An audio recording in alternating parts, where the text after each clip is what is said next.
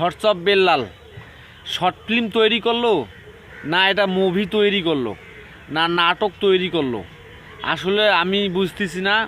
আপনারা দেখেন, তারপরে আপনারা আমার ভিডিওর কমেন্টে একটু কথা বলে যাবেন, একটা কিছু লিখে যাবেন।